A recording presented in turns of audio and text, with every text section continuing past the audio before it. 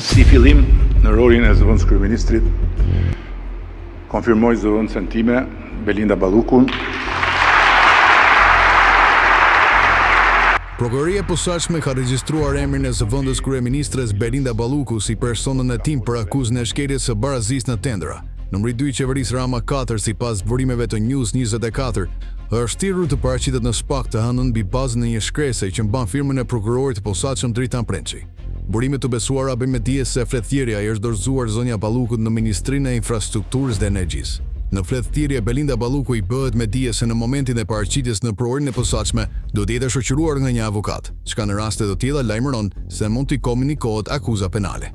Kjo nënkupton ndërkohë se megjithëse SPAK do të ushtrojë ndjekjen penale ndaj numrit 2 të mazhrancës pa mas sigurie. Në këtë mënyrë, prokurorët e posaçëm shmangin dhe kërkesën për autorizim në Kuvendin e Shqipërisë.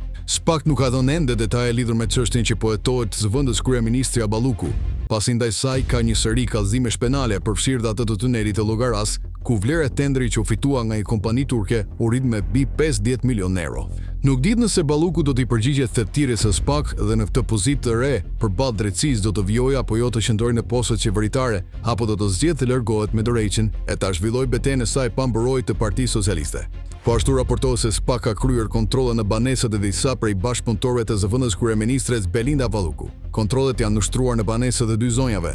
Bashkëpunëtorëve të ngushta të Ballukut sidhen në një zyrë. Njëra prej këtyre bashkëpunëtorëve nuk është më në detyrë.